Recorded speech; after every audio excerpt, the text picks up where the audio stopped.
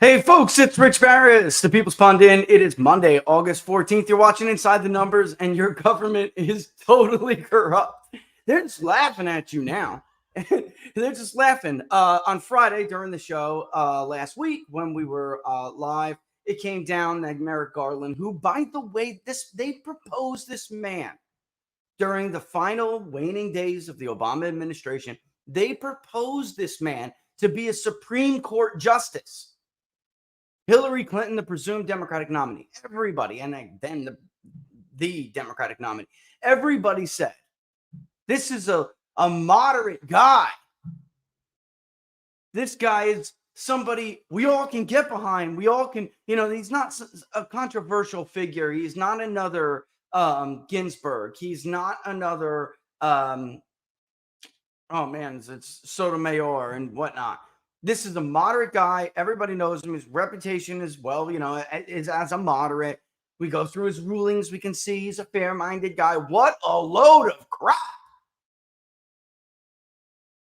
After Weiss spends all this time helping the FBI and the DOJ bury the Hunter Biden story just long enough where Biden can skate through this thing. He appoints the very guy who tries to sneak a sweetheart plea deal by a federal judge, which basically gives Hunter Biden, well, first of all, he delayed the whole thing until the gun charge statute of limitations ran out. I know somebody who did basically all of the 5-year term, just a little bit under, from the very same thing.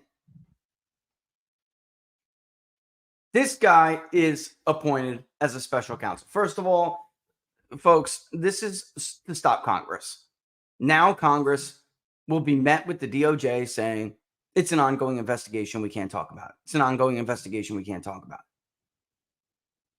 it. Republicans took the House that we're not supposed to, and they got subpoena power, and they got whistleblowers, and they got bank records, and they got documents, and they got whistleblowers who are investigating Hunter Biden. They just don't care anymore. They're indicting a man over and over and over who is ahead of the current president in the polls, and they're using the money of the taxpayer who favors the former president, the target of the investigation, to do it. And the appointment of Weiss is just a flat out, I don't really care and I don't fear you move. But they do fear somebody. And the segments today, usually we wrap them up into one here, but we're gonna read a couple articles, and it will finally put to bed once and for all this stupid thing by Trump's enemies on his own side. These these trifling SOBs who are just dying for this man to be put in jail because they can't win any other way. So weak, and it's just now dawning on these geniuses that what we've been telling you for months is actually true. That they cannot win without him. They have forgotten they are losers. Serial losers without Donald Trump.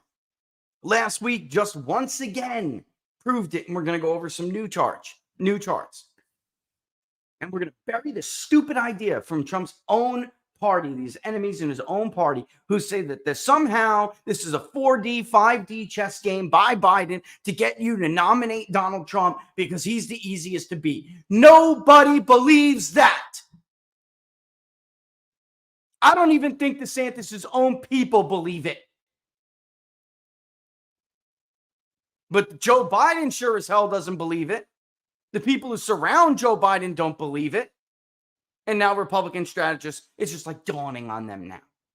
GOP sees turnout disaster without Trump. Alexander Bolton just came out this morning in the Hill. Republican strategists are worried that if former President Trump doesn't secure the GOP's presidential nomination next year, or if he is kept off the ballot because of his mounting legal problems, it could spell a voter turnout disaster for their party in 2024. Duh. GOP strategists say there's growing concern that if Trump is not the nominee, many of his core supporters, who are estimated to make up 25% to 35% of the party's base, quote, will take their ball and go home, unquote. Here's the problem with that characterization. They're not taking their ball and going home. That insinuates that they don't get their way, so they're not going to play the game. Trump's voters don't play the game. Many of them, we've talked about what makes up the core of Trump's coalition. You do have typical Republicans who are just fed up, the Mitt Romneys and the John McCains, the always losing, the never getting anything done, the breaking of the promises, the crusty fingers down after 7, the crusty thumbs being turned down after a 7-year campaign promise finally has an opportunity to be fulfilled. Yes, that is part of the Trump coalition, and they vote Republican and held their nose in the past, and they may not now, and many of them have not. And haven't been. How do we know? There's a little something called an election, 2018, 2022, all of these specials. Ohio issue 1 last week. We can actually show you there was something great that dovetails off of what we were talking about last week from Decision Desk, which I'm going to show you. And they really just nail it. But it is exactly what I told you. It's just displayed in a different way. And I'm going to show you that in a bit. But they're not taking their ball and going home if they're not Republican voters. Let me say this for the short bus riders, okay? You can't win an election with only Republicans. Donald Trump won because he won people who voted for Barack Obama and because he brought people into the system who gave up. You can't portray them as someone who is taking their ball and going home because they're not. They owe nothing to you as a Republican Party. They owe nothing to the Republican Party. You've never done anything for them, so they feel zero obligation toward you. And you're not going to extort them because that is essentially the latest extortion. That's the latest plan by Team DeSantis and others. Their plan is to remove him from the ballot and then extort you and say, if you don't vote for Ron DeSantis, whoever robo replacement is at the end, if that happens, if they actually succeed in this asinine plan to destroy their own party, if you don't, then that person won't get in office, won't pardon Donald Trump, Joe Biden won't pardon Donald Trump, and Trump will spend the rest of his life in jail. Just extorting voters or blackmailing, whichever one you think that's closer to, doesn't work. Never works, will not work. And by the way, you want to talk about anti-democratic? You're taking away someone's forget about anti-democratic. It's anti-Christ. You're taking away someone's free will. You're taking away their right to choose. Something that separates us from the animal kingdom. A basic right. You're taking away their right to choose. And folks, if that happens, this is over. We could just stop pretending that we're a self-governing society because we're not. Quote, the conventional wisdom is their conventional wisdom? Really? Because the last I checked, it's been like Robert Barnes and I who have argued this for years. Against all other idiots who say, oh, no, we can get those votes. We get look, the stupid governor election proved that we can get these voters. That's what the conventional wisdom has been. Don't give me this crap. The conventional wisdom is there's concern that if Trump's not the nominee, his coalition will take their ball and go home, said Matt Dole, a Republican strategist based in Ohio. He should know better. He should friggin' know better. Where Republicans are targeting vulnerable Democratic Senator Sherrod Brown. Perfect example. And he should know better, Mr. Dole. You should know better. Why is Sherrod Brown ahead by 8 or 10 points of all the Republicans in the race when Donald Trump is ahead by 10 points against Joe Biden? Why is that, Mr. Dole? Is it because the Republicans are voting for Sherrod Brown? No, it's not. Folks are interested in how that plays out. And so I think right now they would be happy if Trump's the nominee in Ohio. It's not true across the country because then his coalition will turn out in November, he said. And it is true that there are people, let's say the California Republican Party, that feels Donald Trump is toxic in their state, even though he seems to be the only one capable of winning Hispanic voters or even getting them off their butts to go vote. You have no less than 3 Republican incumbents in the House right now, very much likely to lose if Donald Trump is not the nominee. So how's that for conventional wisdom? You will not get those Hispanic voters to come out in Merced. You will not get them to come out in Stanislaus. You will not get them to come out in Madera. You will not get them to come out even in places like Ventura and suburbs of LA, where Donald Trump squeezed out more votes than I ever thought a Republican could even win. Folks are interested in how that plays out, blah, blah, blah, blah, blah. A Pew Research Center analysis of the 2022 midterm elections published last month, and Barnes and I went over this on a What Are the Odds, if you remember, found that higher turnout among Trump voters last year was a key factor behind Republicans winning control of the House. They did better than they did in 18. They got more out than they got in 18, but they did not get enough. The analysis found 71% of voters who backed Trump, that is not a lot, participated in the midterm election compared to 67 who supported Biden.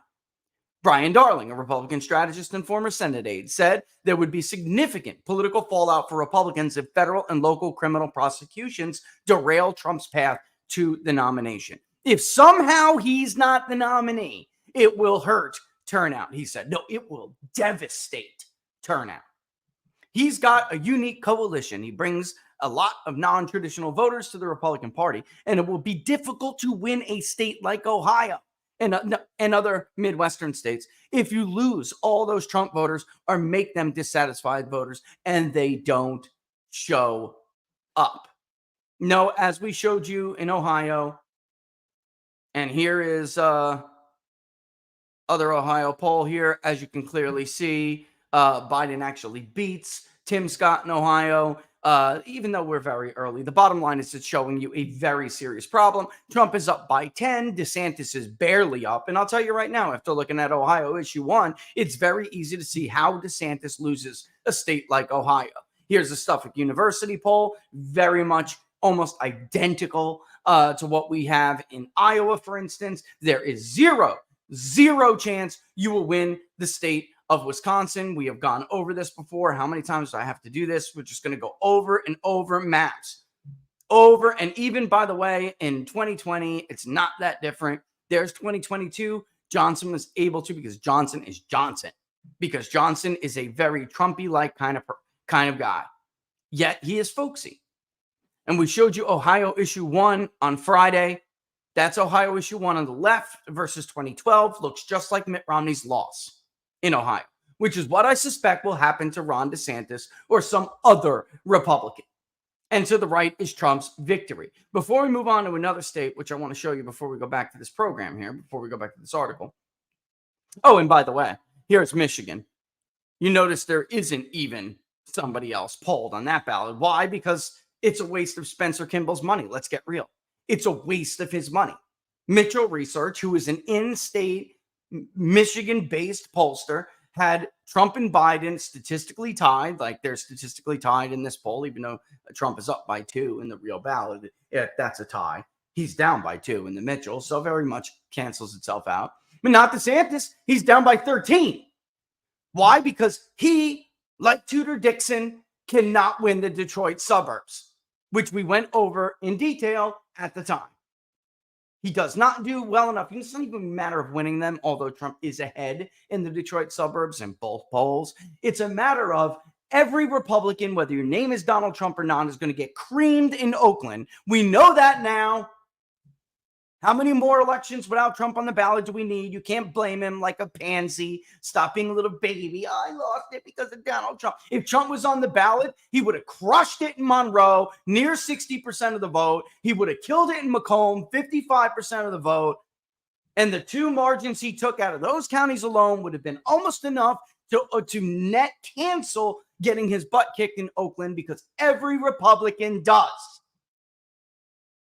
Then the key is just squeezing out more in rural areas and doing better in the suburbs than everybody constantly carries on about. incessantly, which I'm going to show you in a second, is just not even true. Here is Ohio issue 1. Thank you, courtesy of the decision desk. It really goes to what we were saying on Friday. These are counties with concentrated urban populations, absolutely outperformed the decision desk estimate targets of the no vote in the August 1st election, while more rural areas, mainly in the West, underperformed those goals. Vote compared to the no target, negative 15.3.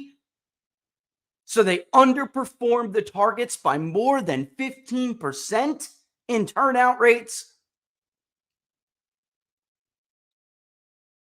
while the left overperformed by 14% almost. And by the way, look at the shade of blue in northeastern Ohio. Again, I put this out the other day and I said, if you can't see this, you're blind. Look at northeastern Ohio. Again, Trump wins people who voted for Barack Obama. Look at Youngstown. But also brings out people that will just never vote for anybody on the Republican side. They don't see Republicans any better than the Democratic Party. To them, they're all a bunch of dirtbags. They're all a bunch of crooks. They've never done anything for them. Hell, many of them are counting on, for instance, their Social Security. But they hear people like Ron DeSantis and Chris Christie talking about taking away their Social Security.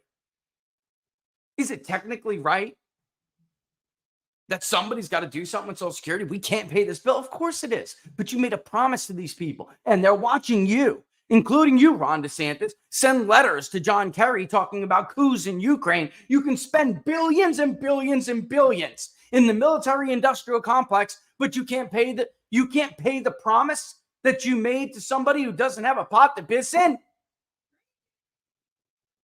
You're a piece of trash. That's why they're not going to vote for you. It's not happening. Let's go back to the article at hand here. Don't believe what's like. The geniuses are just now starting to, oh my God. No kidding. No Sherlock, as my grandmother used to say. Grandpa. Brian Darling, Republican strategist and former Senate aide, said if he's not the nominee, it will hurt turnout. He's got a unique coalition. We just went over there and they won't show up. Darling said Trump, who is leading his nearest rival, Governor Ron DeSantis, by more than 30 points in national polls. And actually, he's got the biggest lead on Ron DeSantis that he's ever had currently in both RCP and 5/3 faith. There's a lock on the nomination, Darling said. And the only way he loses if he's prevented from being on the ballot. Think about what the Republican Party is doing to their voters right now and the donor class, which they need and love. Let's be honest, they're intertwined. They are spending hundreds of millions of dollars to try to cancel the majority will of the Republican voter. And then they'll preach about democracy. Then we'll get articles in the New York Times from people at the Federalist Society preaching about the danger Trump poses to democracy. Trump already faces 3 criminal trials in New York City, Miami, and Washington, D.C. and Fulton County. This loser, District Attorney Fani Willis, who she sends out fundraising things, folks, about this. This is not a serious prosecutor, a dangerous prosecutor. Is expected to bring a dozen more charges against him related to his efforts to overturn this one. When they say overturn, what they mean is related to efforts for him to speak his mind. I know people who were on that phone call. Several. 2, actually. Nothing he said. He did not tell them to go find votes, like fabricate votes. What he told them is find votes that are fraudulent. See if you can find shenanigans. And it's his right to question whether or not those signatures match. Trump is fueling concerns about a split Republican electorate in 2024 by refusing to sign a Republican National Committee loyalty pledge. Quote, I would say there are two scenarios. Either Trump's the nominee and we just go with it and whatever, or Trump's not the nominee and then we have a nominee that Trump's going to be trashing, said Bob Clegg, an Ohio-based Republican strategist. If I was Donald Trump, I'd trash the hell out of that nominee too. Why? Because that nominee knew they couldn't beat you. But knowing you're fighting for your life right now, your freedom, this piece of trash put his name forward in the hopes you would be thrown in jail. So if I was Donald Trump, there would be zero chance I would support that person. You win, you're going to do it on your own. You want to pardon me? That's great. But you were waiting in the wings like a coward, waiting for the administrative state to take me out. So already you made a Faustian-like deal with Mephistopheles to make sure you could even get to that position in the first place. So I'm supposed to trust that you're going to pardon me? The majority of the party wanted me, and it was my right, after everything I did, it was my right to fight for my own life and my own freedom. And your ambition and your greed and your jealousy and your selfishness and your corruption, because you're listening to mega donors who want to stuff your pockets, made you a plant who needed me to be arrested. Given the intense loyalty to Trump among many Republican voters, Clegg said there's little chance any other candidate will beat him out for the nomination. I think Trump's going to be the nominee, he said. Ever since Trump came down that escalator in 2015, the face of politics in the United States has changed. I think they mean changed. It says charged. I think that's add a little SIC in parentheses. And we're still in that new dynamic. Republican senators and strategists, I can't wait, thought Trump cost them control of the Senate after the 2020 election. My God, we're going to take a stroll down memory lane in a second. When he claimed, without evidence, I love these articles, that he lost Georgia because of fraud, depressing GOP voter turnout in the 2021 special election, which Senators John Ossoff and Raphael Warnock won. He did not depress turnout. They depressed turnout. And the truth of the matter is, anyway, Donald Trump outperformed those losers in these areas that you were constantly hearing about. In the only place. Oh, no, actually, never mind. He even did better than both of them in Savannah, which is all the way to the east. See the blue county all the way to the east? As you can see, it's slightly lighter blue with Donald Trump. And then you can see all throughout central and southern Georgia where, flatly, folks, Donald Trump went to North Georgia. And as you can see, turnout was strong for I forgot his name already, Pundit, Mitch McConnell, all of them. You should have heard these idiots, the Purdue's themselves. You should have heard them. Sonny and others. You should have heard them. Ask Barnes. He'll tell you he's right in the room. Trump is the problem. We have no concerns about the runoff. With that guy off the ballot, we're gonna sail to victory. We're Purdue's. He got his ass kicked. Central and southern Georgia are light red, pink at best. And as you can see with Donald Trump, it's much, much deeper red. What does that mean? Larger margin, folks. Larger margin. How do you do that? Bigger turnout for him. That's how. So understand what that means. It means there are voters. And by the way, the North is redder too. That's supposed to be the traditional suburb North. And by the way, look in and around the Atlanta metro area, which is in the north central part of the state. You can see it, all those clusters of blue counties, really north, kind of northwest. But let me say this as clear as I can say this. Donald Trump outperformed David Perdue in the Atlanta metro area. Let me say it again. Donald Trump outperformed David Perdue in the Atlanta metro area. He did better in the suburbs that surround Atlanta than David Perdue. And by the way, to the right, Walker. That's Walker. Very clearly missed a ton of targets. Did he do a little bit better in some areas? There are actually a few counties where you can see where Walker did,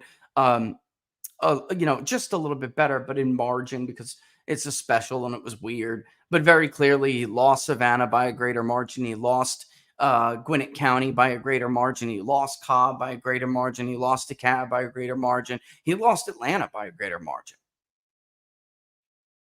I mean, it takes effort to lose like this.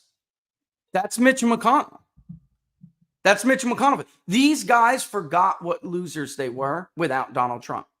They needed a global pandemic and to wipe out hundreds of thousands of Trump's voters in his battleground states. I mean, kill, folks. Am I saying this as plainly as I can? They needed a pandemic to kill a bunch of Trump voters and then to change election procedures, verification procedures. They needed moratoriums on election integrity laws that are on the books.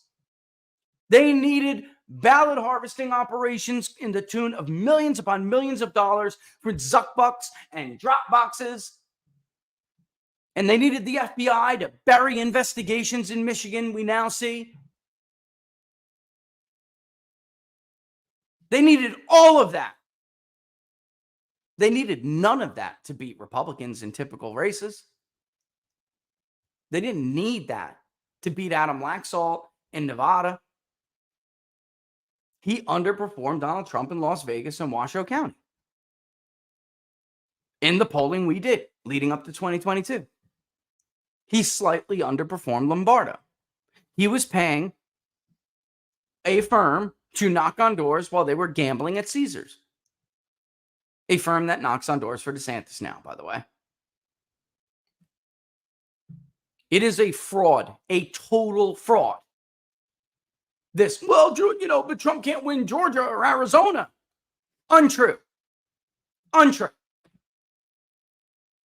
I just went back this morning and looked at the creative destruction media poll, CD media poll that we did for them in Georgia. Walker +2, Trump +11. So even if we overestimated Walker by 2-3 points, it still would comfortably give Trump a win. And if you look at why, it's just because there are just so many damn voters who flatly told us, I voted for Joe Biden, I would vote for Donald Trump this time. Saw the same thing in Nevada. Lombardo +1, Laxalt +2, even though, like I said, the loss was in there because of the washout margin. But Laxalt +2, Trump +9, 9 point something. It was almost 10 points. Why? He does better in Clark County. He juices more of the rural vote. He doesn't do as bad in the suburbs as we constantly hear about. It just doesn't happen. It's actually just not true. And Republicans are struggling with Washoe County. It doesn't matter if your name's Adam Laxalt or Donald Trump. Laxalt lost Washoe County. He lost it. And Lombardo barely held it. That's because that vote dump, by the way, when the cameras went out, didn't break against Lombardo as bad as it broke against Laxalt. Isn't that funny? That's strange. Like I said, your government is totally corrupt, and they're just laughing at you at this point. All right, let's go back to this. Anyway, I remember clear as day, these idiots blaming Donald Trump. And by the way, Barnes said to the Perdues, you have to make the fraud the runoff. You have to make the election about the steal. If you don't do it, you will not get these voters to come out. I remember it clear as day, giving him the spreadsheet, giving him the data set that just came hot off our new polling, which we shared with you. And it was so crystal clear where the turnout modeling was lacking, where the expected collapse in turnout would be. When we asked people why, we said, you know what? Republicans need to learn a lesson this time. I'm not voting on purpose because they never show up for me.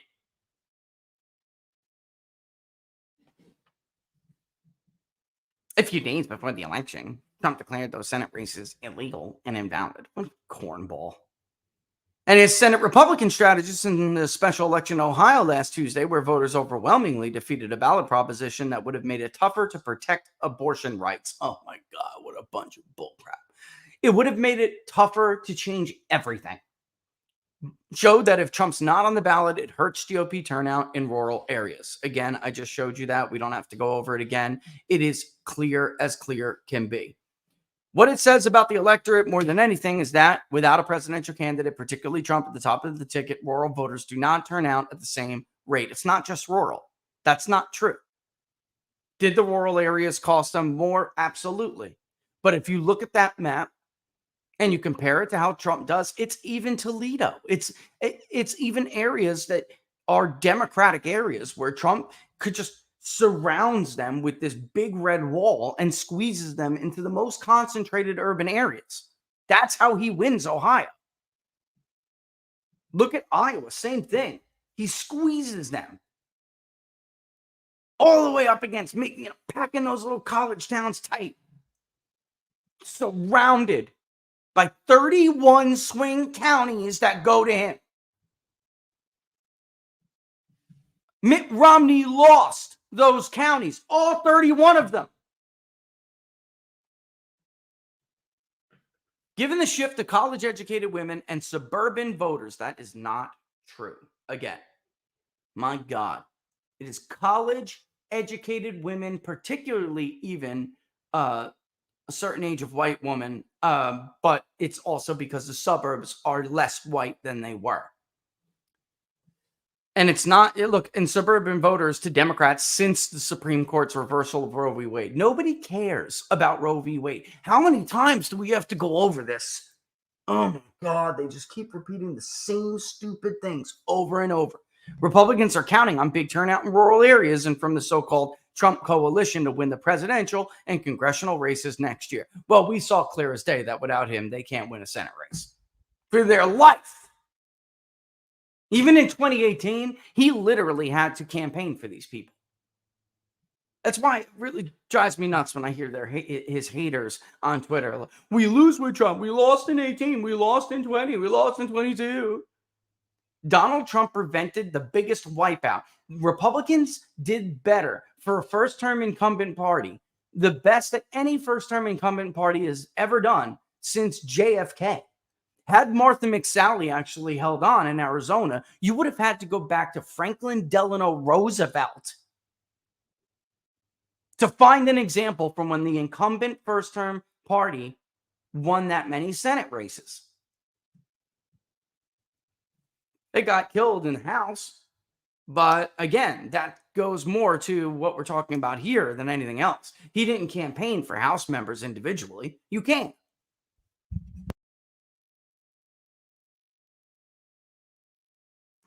I think I'm basically done listening to this stupidity. It's just that, David, it would have been nice if you would have credited us or cited us. You literally took our slogan. You took our name that we've coined. It would have been nice to at least get credit for you using that term. David Paleologos, he's Greek. Fellow Greek right there for sure. The director of the Suffolk University Political Research Center said about 40% of Republican voters who feel confident about whom they will vote for next year are solidly behind Trump. Conservatively, it looks like 4 out of 10, he said, of the so-called tier 1 voters. I haven't seen many polls where he was below 40%. He's talking about the core people who are not persuadable. And listen to some of these influencers for DeSantis about Iowa. I had my DMs were filled from people asking me, is this true? Or can you respond to this guy? And these guys are making this claim that DeSantis has 10,000 votes in Iowa already locked up, right? And Laura and I are just pissing our pants laughing because, first of all, it's ridiculous. You're making a comparison to Rick Santorum. You're out of the 4-year cycle. Not to mention, Ted Cruz needed 54,000 to beat Donald Trump, who got 45,000, or no, he got 52,000 to beat Donald Trump, who got 45,000 caucus votes in 2016, when 40+% of the electorate said they were first-time caucus goers. When Donald Trump ran unopposed in 2020 for the nomination again, he got more than 30,000. He got more than Rick Santorum did, who won the Iowa caucus in 2012. He got more than the winner from 2012 running unopposed during a pandemic. Laura's just laughing her butt off in the other room. This is the dumbest so-called analysis I've ever heard in my life. And by the way, more than 40% this year, again, tell us that they are first-time caucus goers, and Trump is ahead with that group 55-15. I looked this morning. It's dumb, man. Just stupid. We're not talking about the same kind of an example. And you don't have anything locked up. 75% of DeSantis' votes said they could be persuaded when we polled. So you're jumping for joy over 10,000 caucus votes. Let me tell you what estimated turnout's going to be this year, what 10,000 votes represents. Less than 5%, or about 5%, maybe a little less, maybe a little bit more.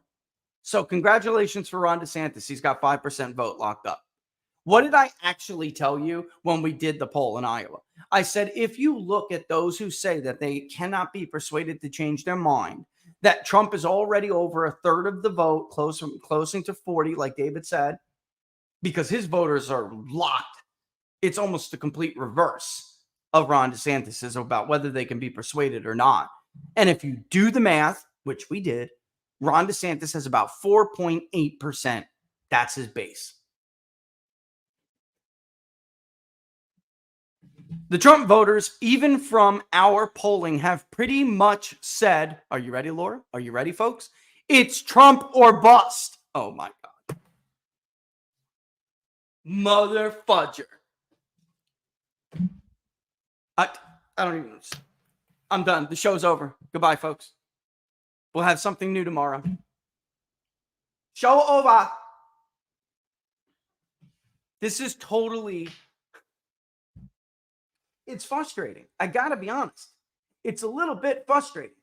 If you're going to take a month or so, at least, to catch on to the People's Pundit and Inside the Numbers, the least you can do is cite him when you take a phrase he has coined. It's literally the title of our crosstab sometime. It's in every tweet, analyzing every poll we have done this entire cycle. I just talked to a vendor friend about this. He knows David. And I was like, do me a favor. When you talk to David, tell him to stop robbing my language without citing me. That's called plagiarism, folks. I mean, I'm happy, that people are using it, but it is a little bit BS. Yeah, Laura, they scroll through Twitter. They scroll through, because they're kind of lazy about it. They scroll through Twitter. They scroll through other things, all to see what it is that they can use because they're not really original and they don't know how to phrase it themselves. And then, they locked me in the conservative ghetto, as my friend from another website says, my media friend says. He said they just put you in the conservative ghetto. That's your, that's what they did to you, because now they can just steal your ideas at will. And they never have to pretend like you actually are the originator of these ideas. He's totally right.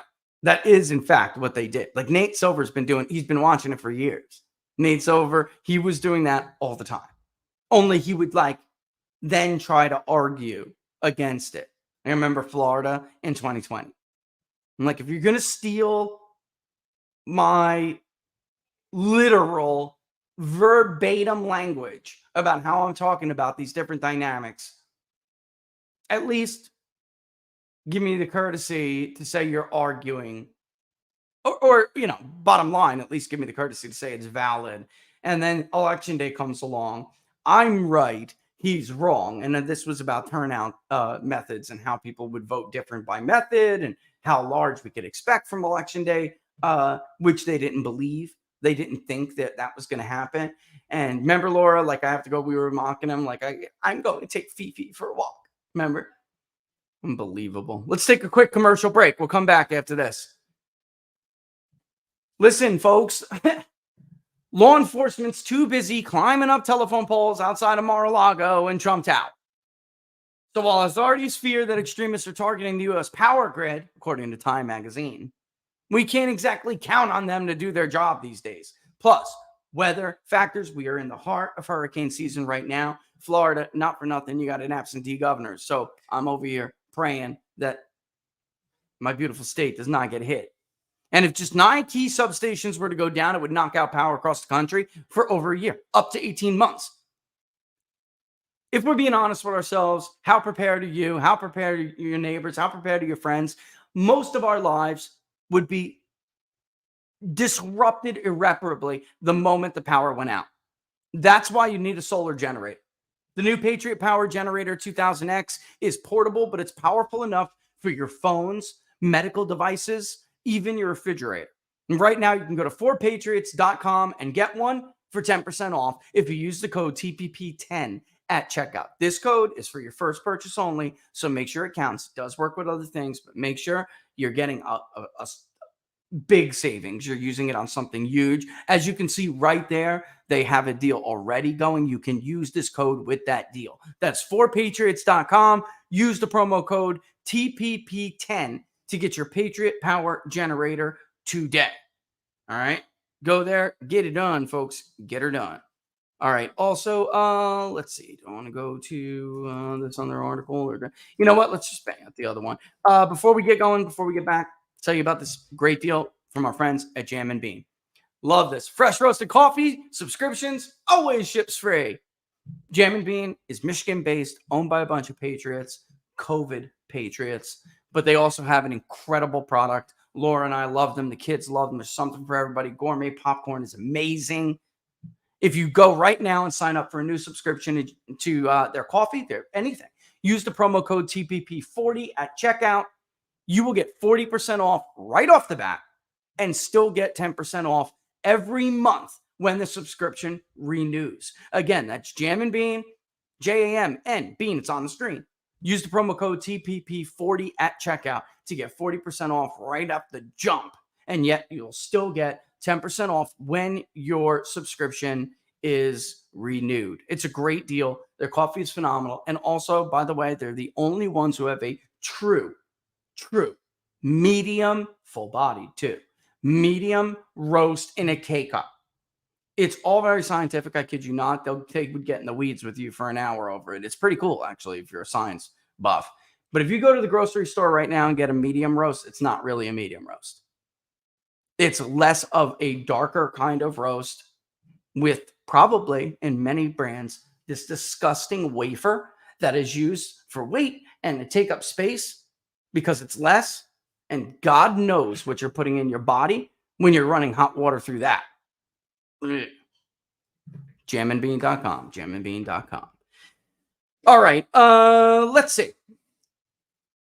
Okay, let's move on because, I'm done reading David using my language without giving me my own, without giving me credit for using it. We're done with that. We're moving on. Newsweek, the Washington Post, The Hill, everyone has, in the last couple of days, run an article, including today, in 2 of them, that are writing they're doing 2 things. One is they are acknowledging that if Donald Trump is not removed from the ballot, he is going to be president. 2, they are writing or have written DeSantis's political obituary. The DeSantis campaign, barring Trump being removed from the ballot, is done. After I read this, and I'm not going to read all of it, I'm going to, and let me make sure I can actually, hold on one second. Let me make sure I can, because it is an incognito, because they love to hit you with the paywall. Oh, boom. Let's just go to this first. And then when we come back, we'll read the other one. Yeah. Let's do this. Dun, dun, dun, dun. From the Washington Post. And I never read the Washington Post. You know that, guys? This is by Josh Dawsey. Fully expected the downfall inside DeSantis' brawls with Florida Republicans.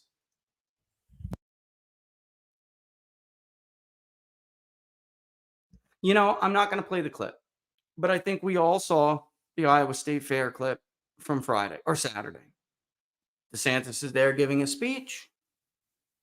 Trump Force 1 rolls overhead in the sky. And DeSantis is literally heckled, and people walk away to see Trump's plane land so they can greet the president as he lands. It was. Have you guys seen this? If you haven't, it's one of the most embarrassing political moments I've ever seen in a campaign ever. Please clap. It's pretty bad. But when you're in the middle of a speech and your opponent flies overhead and people leave your speech to go greet the plane, it's bad. It's bad news, folks. Even after you just got the coveted Bob Vanderplatz and Steve Deese endorsements. People wonder, like, why do we lose credibility with these people? Maybe because you were fully, after Trump won the presidency, you were both behind the faithless electors scam that was pushed by this very paper we're about to read right now. Democracy dies in darkness. This is so pathetic. You pushed a hoax with that tagline, you losers. This also, ironically, or not even, perhaps appropriately, this is the paper that wasted, almost went bankrupt. It has new ownership and leadership now because after 2000, they invested most of their money in this private effort to prove that Al Gore won Florida. At the end of the day, they spent all of their money to prove that George Bush actually won by a larger margin than the official vote count right now. Their upper echelon was fired, the paper was retooled and restructured, and now we have this crap by Jeff Bezos. But Josh Dawsey wrote an article here that I think is worth reading. All right, can we pull down this paywall, please? By the way, I bring up Iowa because who did Trump show up with? The delegation that is backing him over their own governor in their own state. And when I read this, you'll probably see why. Someone who knew the Florida governor in Tallahassee said they expected him to have trouble translating his governance of the state into a coalition that could win him the presidency. First of all, just before we got to, I remember speaking to these people, even my old buddy Cortez, I remember their confidence in arguing how they saw this path to the presidency. It was so very clear to me that they were delusional. And I was explaining to them, you're never going to be president. This is not going to happen. All the best you could do is be somehow the Republican nominee if the Justice Department takes him out, but you will never be president because even if you're not behind it, you will be viewed as being behind it. You will be viewed as the replacement. You will be viewed as the hack who worked with big donors in the deep state to remove their beloved nominee. He is literally, I was comparing it from Gallup the other day. He's literally almost just under as popular with Republicans that Barack Obama is with Democrats. So imagine the donor class trying to do this to Barack Obama. Holy crap.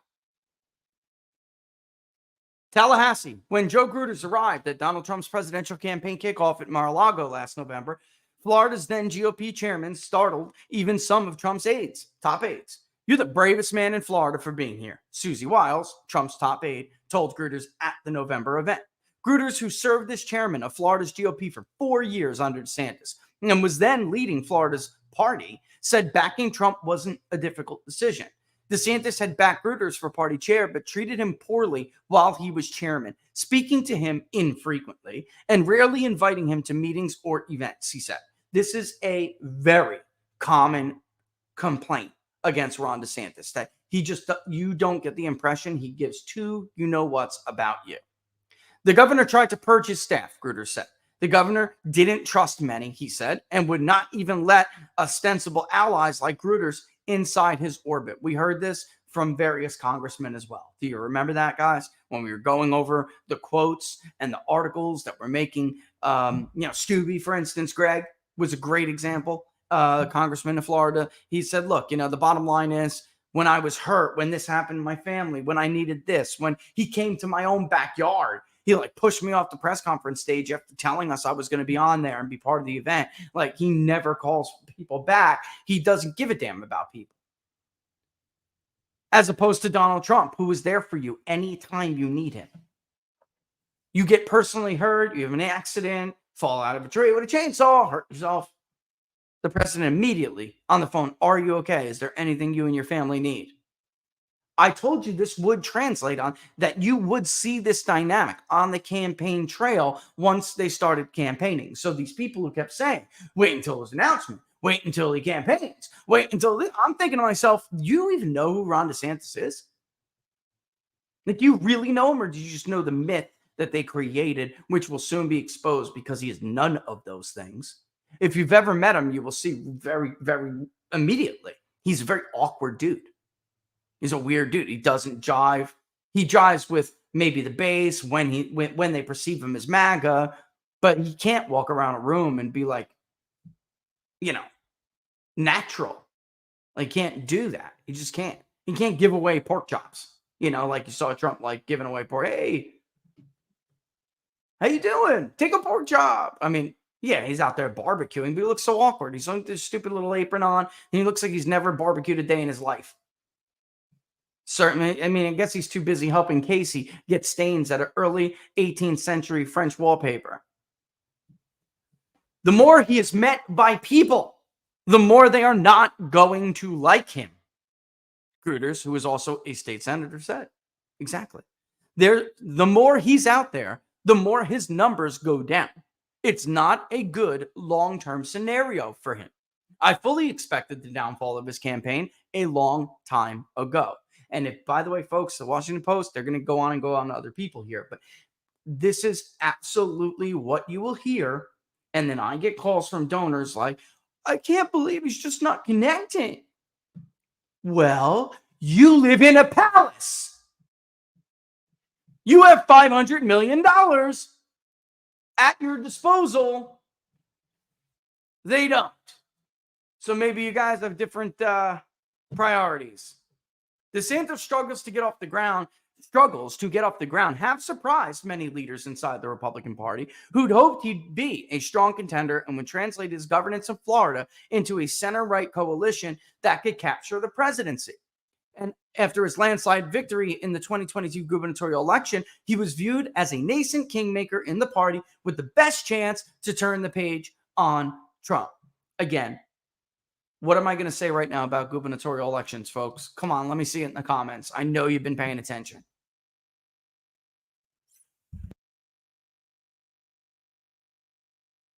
Everything that led to the conditions for DeSantis to win that race in the margin he did had been in the works before DeSantis even became governor.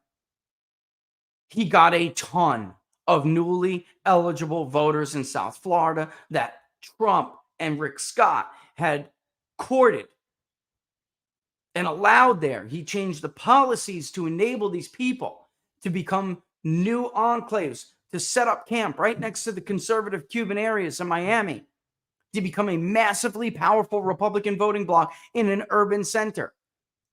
Trump only had 70 or 75,000 eligible by the time he ran in 2020. DeSantis had almost double that. It didn't surprise. And by the way, this year is the first year ever in 20-something years when Miami-Dade hasn't grown. So he literally is presiding over the first population decline in Miami-Dade in over 2 decades. Since then, his poll numbers have slid. Some donors and supporters have raised questions about his campaign, and he has faced financial struggles, and he has been forced to lay off dozens of staffers and recently replace his campaign manager. How many ands are you going to use, bro? There's something called a comma. Awkward encounters have sometimes dominated his campaign trips. You should have seen the foreign press over the weekend, how they covered the Iowa State Fair. The Guardian, the Financial Times, brutal. The UK, I think it's the Independent or something it's called in the UK. Brutal. They even mocked what I was talking about before. set the stage. DeSantis is in the middle of the speech. Trump Force One comes overhead and they all leave. And he's heckled before that. There literally was Trump signs in the crowd.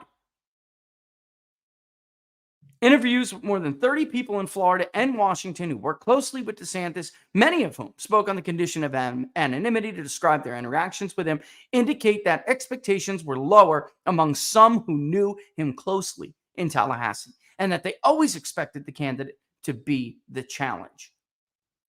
You can fault Gennaro all you want, and believe me, she made a ton of mistakes. But ultimately, the problem with the DeSantis campaign is not the staff. It's the candidate himself, like Robert Barnes said on What Are the Odds last Monday. Republicans support, and by the way, again, with this thing with Tallahassee, they rolled over for him because he was viewed to be MAGA. They know what a force MAGA is in Florida politics. They rolled over for him. He faced no adversarial relationship with the legislature. He faced no adversarial relationship with the media. How many times did I tell you Tallahassee is not Washington, D.C., and Tallahassee is known for being dirty? It is. So it didn't surprise me when his new campaign manager was the featured presentation on the front page, I think, of this very paper, showing that basically he was collecting money, donations for access, which is not good. And by the way, what Loomer pulled up last week is bad. And the FEC's letter to them is bad. It should have given you some idea that the finances were misused and overused, and it's a grift. That's what the FEC is saying, that this is a grift. And they demand a response by September, I think it's September 21st. I'd have to go back and look.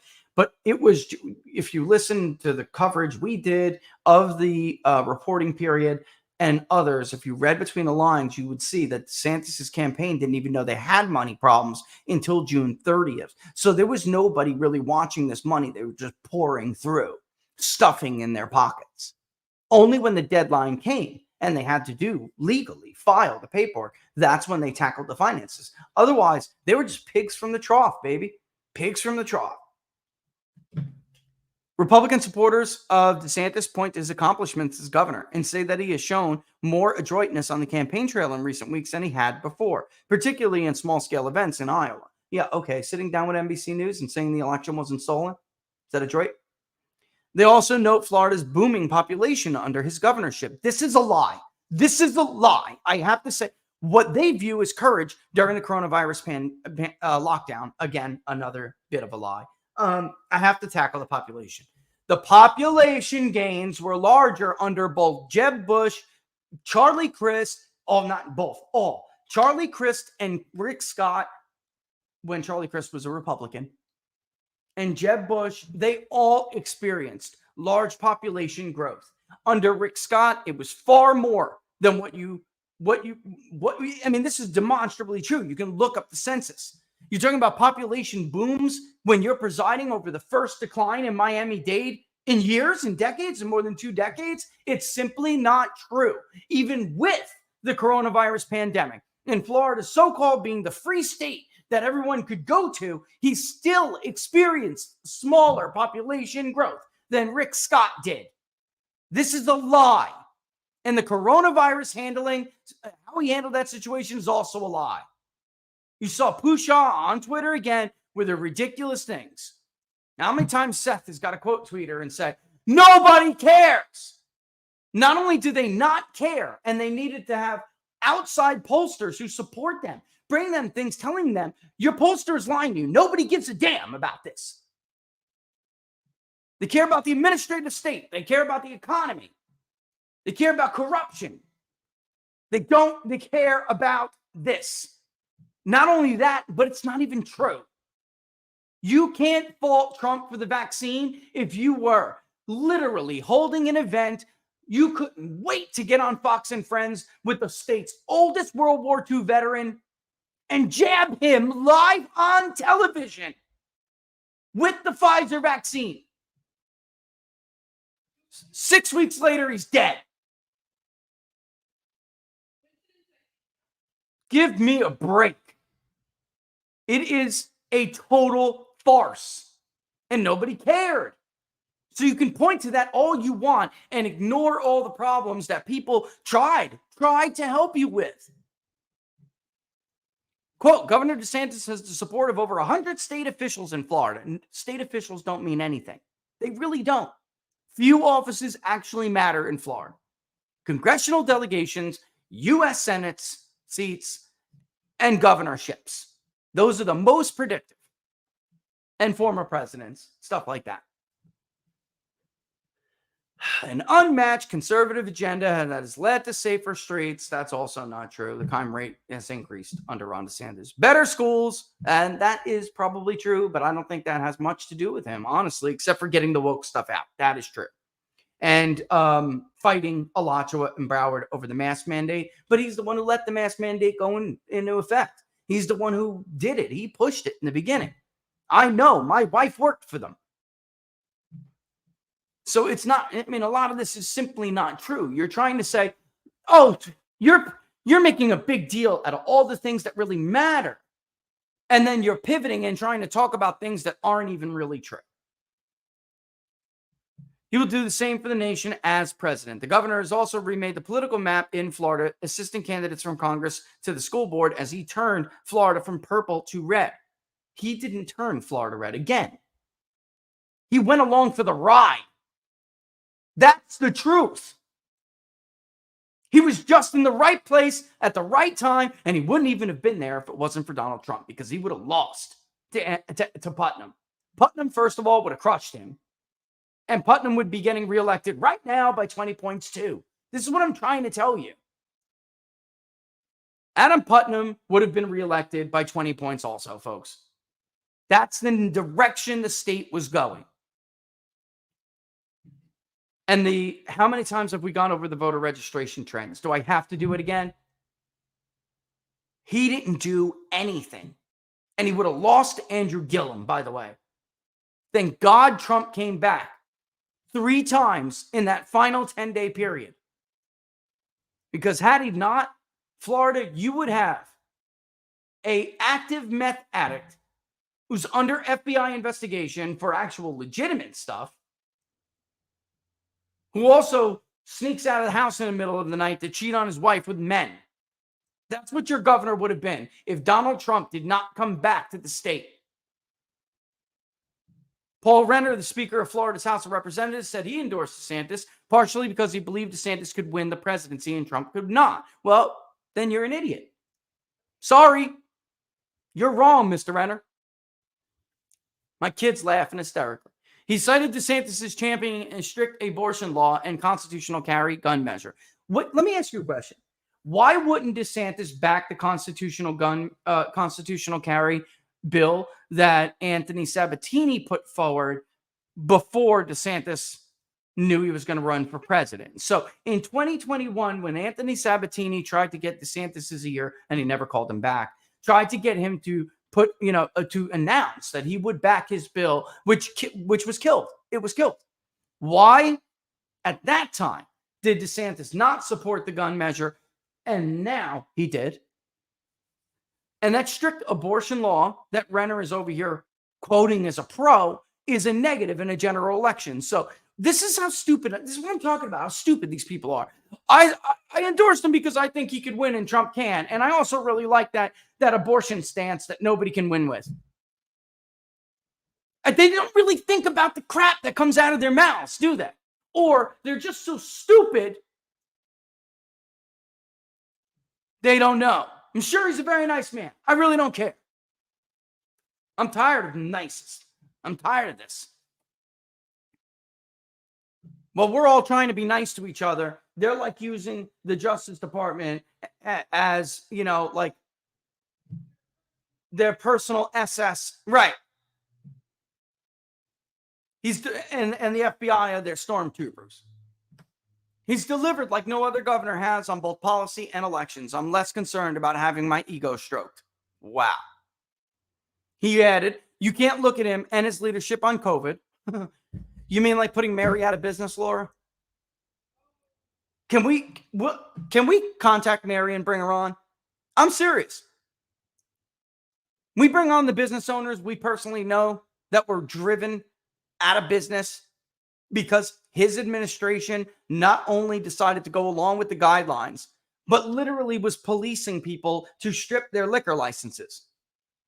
He had police actively going around looking for people who were violating so he could find them, and in the case of bars and restaurants, put them out of business for good. And in the case of Mario, I'm referencing people who don't know. Mary owned a vape store, and it's a vape store in a community area. Yeah, it's in Gainesville. It was in Gainesville, Florida, but it's a community kind of thing. Like, you didn't just go there to like vape or go to the vape bar or get a cup of coffee or something. People hung out there and talked about their lives. They had friends who maybe heard about work. I got laid off. Do you know someone who's got work? Like, it wasn't just a business where that family made money, and it was a multi-generational business, by the way, right? Because it was going to go to her children, her son mainly. And they also played the news, and they also discussed the topics of what's going on in the government. Whether you agree, there was all walks of life in there too. So it wasn't just a conservative area. I mean, yeah, they were more conservative, but they had some people that were libertarians, liberals, and I mean, every walk of life you can imagine. And they would all sit there and discuss what's going on and what the realities of the world is. And, you know, it was just amazing, and it was beautiful, and it's sad that she no longer has her business to pass down to her children. Destroyed.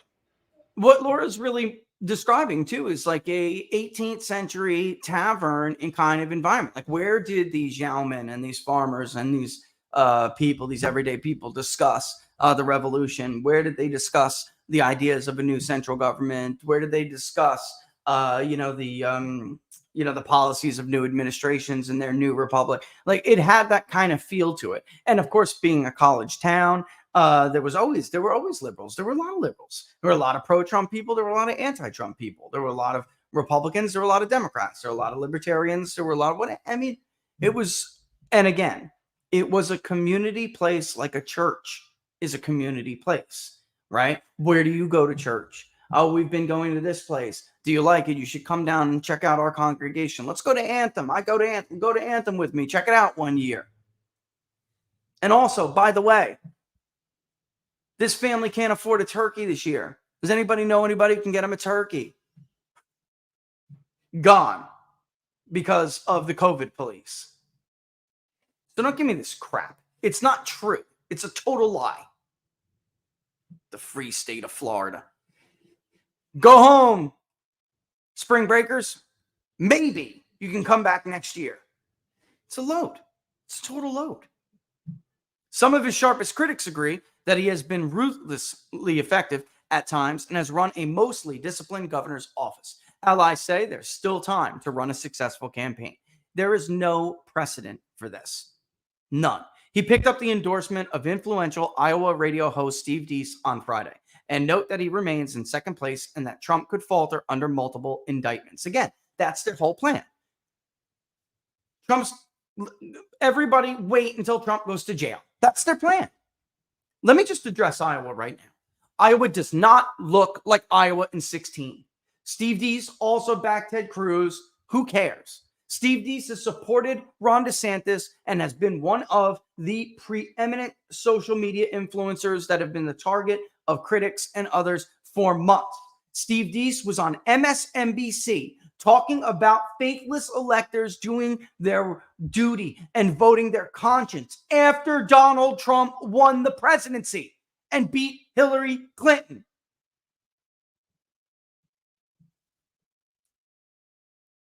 Everyone has known Steve Deese has supported Ron DeSantis for months, yet Trump is still ahead of him by 30 points in Iowa. Second place. I'm in second place. I'm at 15%. Oh, good for you. We're in August, and Iowa isn't for another 6 months. We keep hearing this. We have countless articles. Number one, Iowa is not particularly predictive. And they have moved DeSantis so far to the right, he cannot win New Hampshire. He can't even win South Carolina, which is more moderate than people think. South Carolina is not Iowa, even in a Republican primary. I got news for everybody. Yet still, the polls are predictive at this point. They are. So they're going to say this until it's 2 weeks out from the caucuses. It's still early. Something can still change. There's a lot of time between now and when the Iowa caucuses happen, and you don't want to speak too soon. You don't want you want to do things methodically, constantly get your messages out, and I think the campaign is on the path to do that. Still, in interviews, Florida Republicans described an aloof governor who believed in sticks and no carrots, according to a senior Florida official, and whose idea of negotiating was my way or the highway, in the words of another. And by the way, let me ask you a question, folks. I want you to think about this. Why do they think that more time for a guy who has done worse the more he's been on the trail? Why do they think more time is somehow going to change it? Why not? Why wouldn't they think, since the more that voters have seen him, the more they disliked him, right? Then why wouldn't you think that actually it's the opposite? And the more time Ron DeSantis is out there, the worse that he's going to be perceived by the public. Because they're not thinking like that. The truth is, they don't expect him to surge back 30 points. They just want him to have the most delegates behind Trump when they join the effort to remove Trump from the ballot, which is already a bipartisan effort, as we showed you last week. An insular governor who infrequently talked to some senior members in his own cabinet, including his top law enforcement officials or other leading Republicans. Well, I thought crime was up. I thought it is up. I thought crime was down. Right, Laura? Didn't they just boast 3 paragraphs before that crime was down? That's funny, because even if it was, I guess it didn't have much to do with Ron DeSantis, since he didn't even talk to his own damn officials. Then it's on them. We should give them a hand. A congressman who seemed to avoid any opportunity to make friends and others in the delegation. A politician who rarely tried to connect with donors and supporters and seemed to not enjoy being around crowds or attending events. A governor who sometimes declined to participate in a lot of the customary niceties in politics, such as thank you notes and calls to donors. It's kind of what I expected to see. Representative Byron Donalds, whose backing of Trump stung DeSantis, according to people close to the governor, said of the DeSantis campaign. He added, in presidential politics, you have to be able to engage and connect with people. It's through TV. It's through interviews. It's charisma. You know it when you see it. I never felt it like it was something the governor would be able to do or accomplish. Nobody did. Nobody did. Most members of the Florida congressional delegation have endorsed Trump, and many traveled with him on Saturday to the Iowa State Fair. Trump's team paid to fly a banner over DeSantis with the message, be likable, Ron.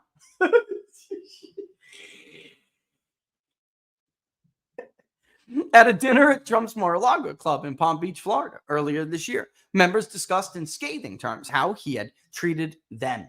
People familiar with the dinner said, here we go. I'm telling you, I personally know what they're about to say. I know many people with many of these stories. All right, give me 1 second. Let me get a drink of water.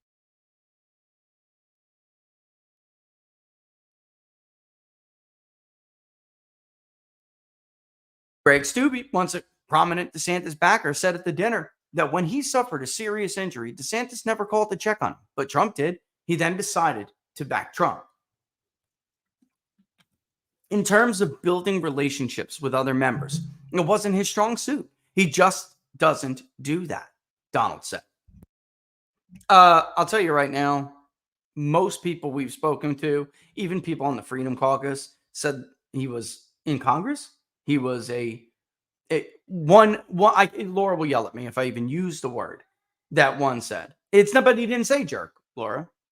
He said ASS hole.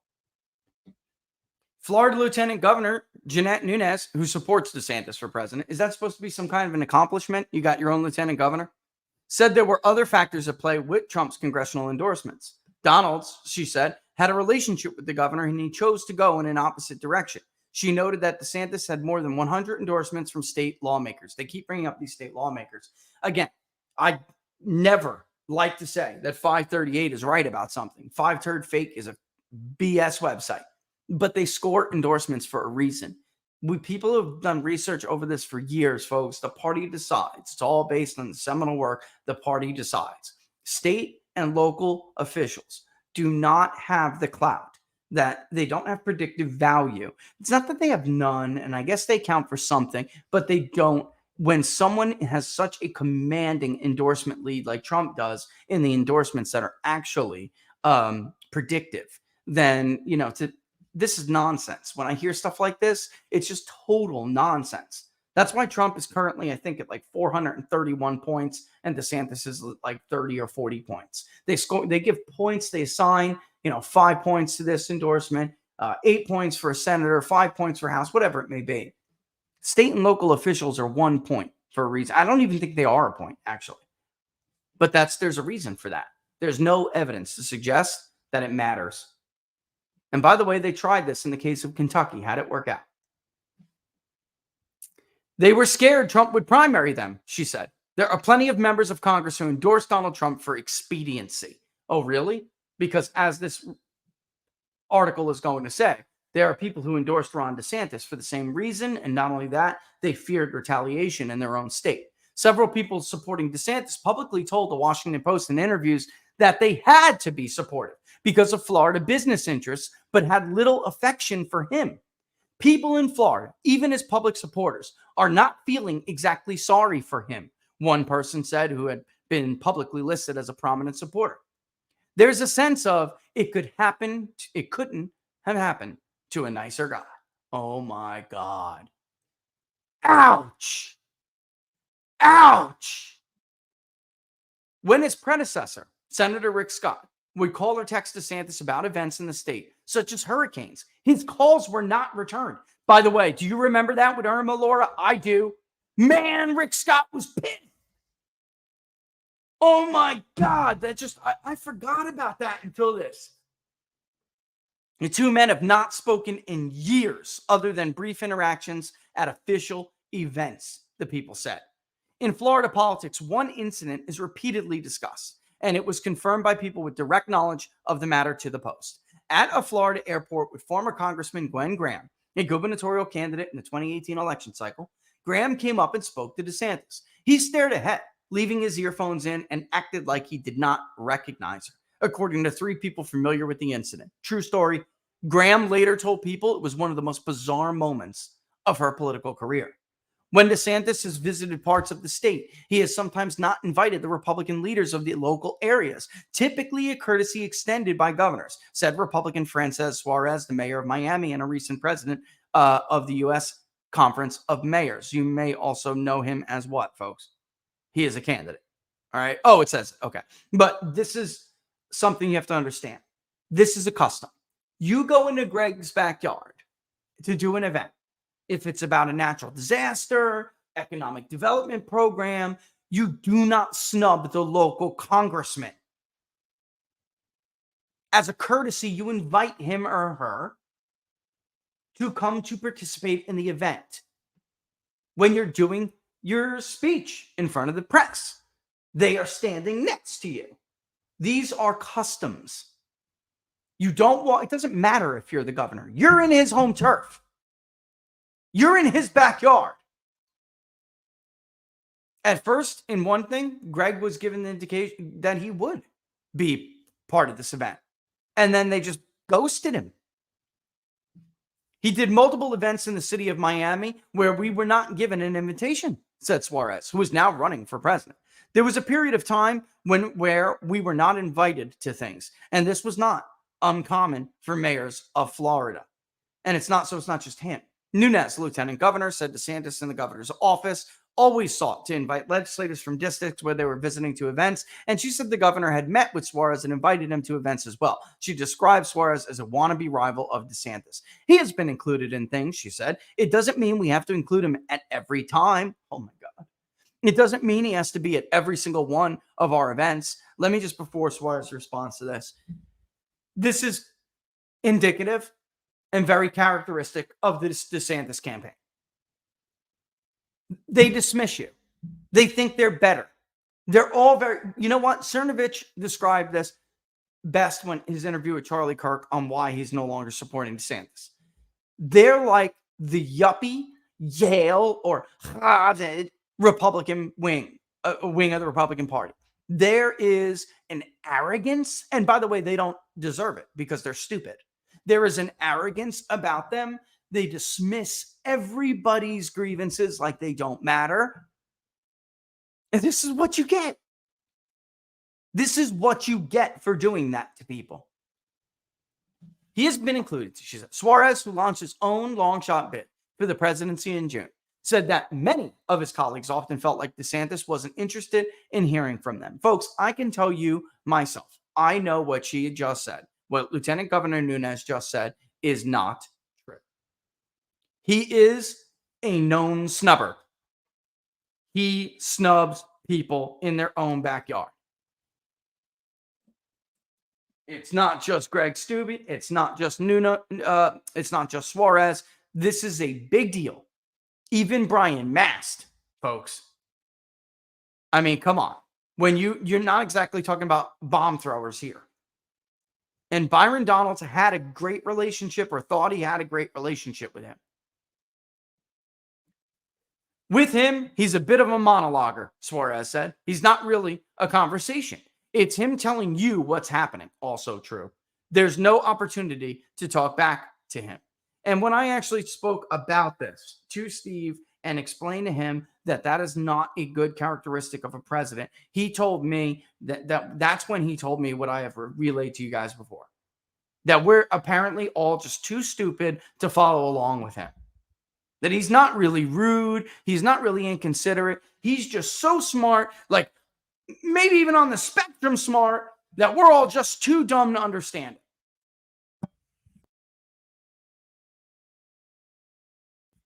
While the Florida legislature passed much of the governor's agenda, the governor sometimes frustrated lawmakers who believed he was more interested in his own ambitions than governing, according to multiple Republicans who work in the state house.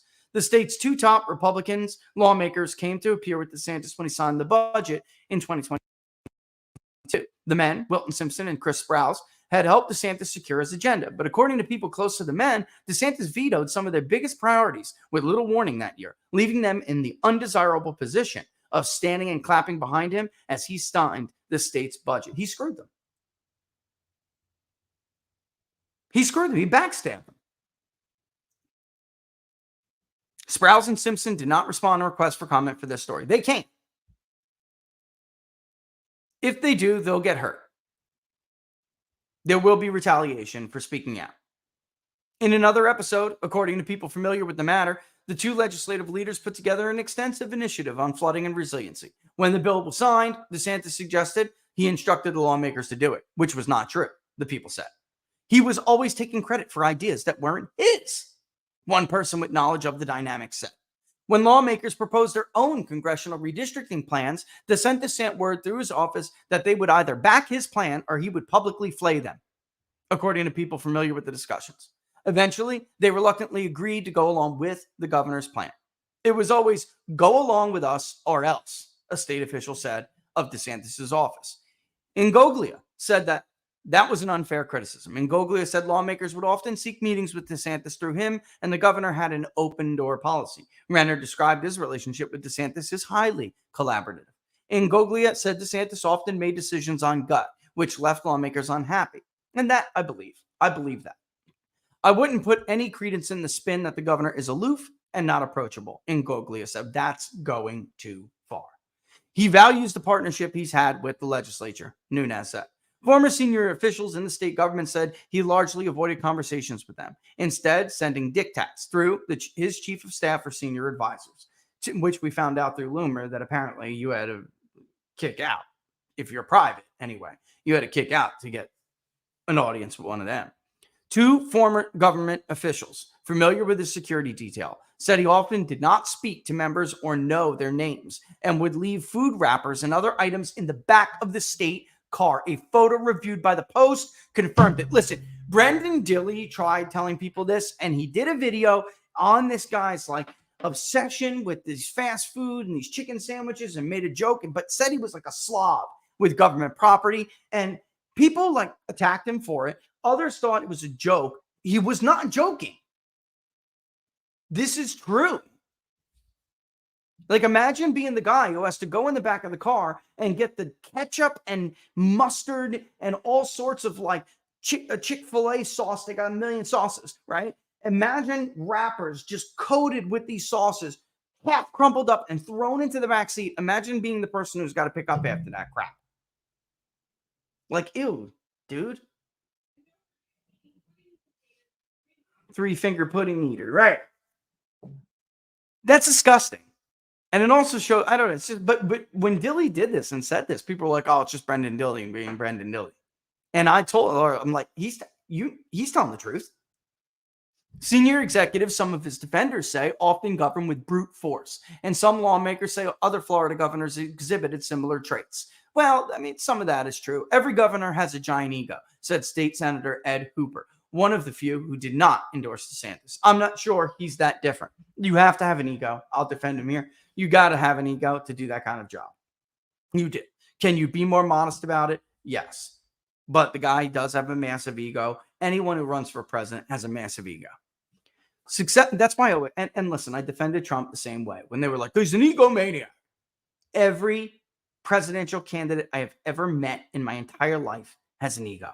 Ridiculously overblown. You have to think that people love you so much they're going to elect you the president of the United States. It's just that some are delusional about it. And in this case, this is a delusion. Barack Obama had a massive ego. Success, and as you imagine, others did as well.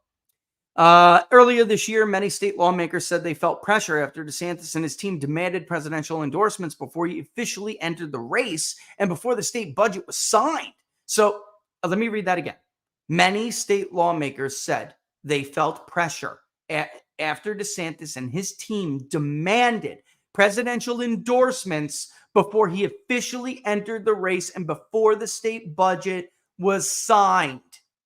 So, folks, as I am telling you, and I am tweeting on Twitter, and I am saying that he absolutely is meeting with Kevin McCarthy's people, from donors to California politicos and Paul Ryan's people in DC and in consulting firms and donors. I am telling you he's running for president, and they are smearing the shit out of me in friendly Florida media. We all remember this, correct? Okay. So this is when he wants endorsements from them before he endorses them for their reelection and the budget is signed. Let's go back up, shall we? When is this budget being signed? Right. What year is that? Right. So not only did he lie and his people lied, I told you when a politician makes up something to deny that they're being accused of, right? So he's doing this. He blows it up into this. It's a physical meeting with Kevin McCarthy and Paul Ryan in this dark cloud, smoke-filled room, with Dr. Evil type stuff going on. That was not, nobody accused them of that. That's not even how presidential politics is conducted. That's not how donors and people like Paul Ryan and others encourage people to run. That's not even how it's done. And by the way, there would have been a meeting that actually was pretty close to fitting that bill if it wasn't for the hurricane that killed their trip to Texas. Yeah, I know about that. For those of you I know are trolling and listening. DeSantis ultimately, much of the audience right now, Laura's going, what the hell is he talking about? They know what I'm talking about. Unfortunately for them, a hurricane blew through and he couldn't leave the state because he didn't want to be perceived as somebody who wasn't being hands-on enough during a natural disaster. That's how long ago this has been going on. DeSantis ultimately secured about 100 endorsements from Republicans in the state legislature, an impressive feat before entering the race. A DeSantis campaign official said dozens of Florida legislators are meeting in Tampa next week for a fundraising telethon to boost DeSantis. But some Republicans in the state said the lobbying left them unnerved. Gruters and two other lawmakers who spoke on the condition of anonymity so as not to alienate the governor, now they're worried about retaliation, said many Republicans felt they had to endorse DeSantis or else. The former state party chairman said at least 5 lawmakers told him they feared they would lose projects in their district if they did not, as endorsement calls were being made by at least one prominent DeSantis governmental aide. It wasn't a tit for tat, but in conversations about endorsements, they were mentioning projects that people wanted in the budget. You understand what they're accusing them of? So when you look at that article Loomer put up, which is true, you can call Laura Loomer whatever you want, but she is loomering the hell out of them. Now the FEC is involved. Take that into context with what is being alleged here.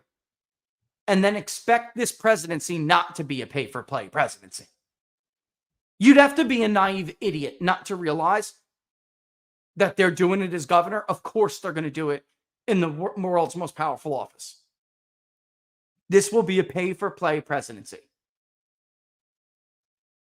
They are threatening to derail projects in their districts if they don't get endorsements.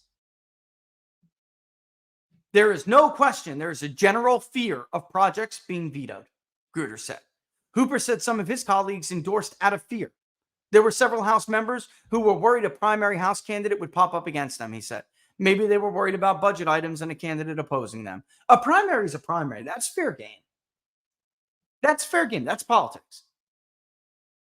But pay-for-play threats, that's corruption in my book. Sorry. What do you, this is like New Jersey during the mob era? You don't endorse me, I'll make sure we don't get any concrete poured. That's what this is, Laura. This must be really familiar to you. Me too. I mean, we come from those kind of areas. You know it when you see it. You know it when you hear it. This is pay-for-play politics. A primary is the name of the game, and there is nothing wrong with it. You opposed me. You didn't support me. I'm going to try to primary you. That is called coalition building. There is nothing wrong with that. Using the power of your office to harm someone or to deny people of things they need, services they may need, projects that they're relying on, economic development, that's corruption. Nunes said the governor supported many projects that were not backed by members who endorsed him. Well, I should hope so. That's your response to this? Oh my God. He doesn't look at it through that prism. Joe Gruters is on the opposite side. That's fine. I think it is not necessarily rooted in reality. Unfortunately, though, it's not just Gruters. It's not just Joe Gruters. Gruters is just the only one on the record. You just heard the Post. There are others who talk to the Post. They're just afraid. So then they're not on the record. But the Post is claiming, oh, no, we know. We spoke to some. Ingoglia said he talked with about 40 lawmakers about endorsing DeSantis and that most were happy to do so immediately. Ingoglia said the notion that there was untoward pressure put on lawmakers to endorse was ridiculous. Renner said his endorsement of DeSantis was organic. Since endorsing Trump, Grutter said he has not spoken to DeSantis' team in months. Many of his projects were vetoed this year, far more than other lawmakers, Grutter said. Quote, in the past, you'd get a call saying what was going to be vetoed and why, Grutter said. This year, I haven't heard a word. So we're all supposed to believe, and Nunes just said, Gruters is on the other side, and that's fine. Well, Nunes is on the other side of Gruters. So we got to take her, apparently, her credibility is just as much in question because of what side she's on. Ingoglia is also on Team DeSantis. Are we supposed to then ignore all the people who talk to the Post confirming what Grutter said? The Washington Post just literally reported that many of DeSantis' endorsements are not real endorsements. They endorsed out of some form of coercion, with the governor using the power of his office to essentially threaten them and bully them into endorsements. This is why he didn't get endorsements from congressmen and women in the state. This is why Anna Paula Luna went with Donald Trump. This is why Byron Donalds went with Donald Trump. This is why Greg Steube went with Donald Trump. This is why Brian Mast went with Donald Trump. Why? Because Ron DeSantis has no power over them. Whatever they bring home to their district, bringing home the bacon, is house business. He has no influence over them. He couldn't even be a real threat to them if he wanted to primary a member of the House. State legislature, yes, he's a threat to them.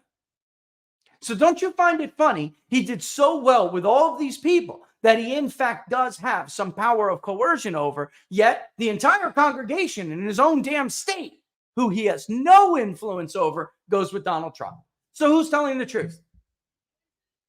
Coincidence? I think not. Thank you, Laura. Exactly. I mean, you'd have to be falling off the turnip truck yesterday to believe that Ron DeSantis' 100 endorsements are not from coercion and fear.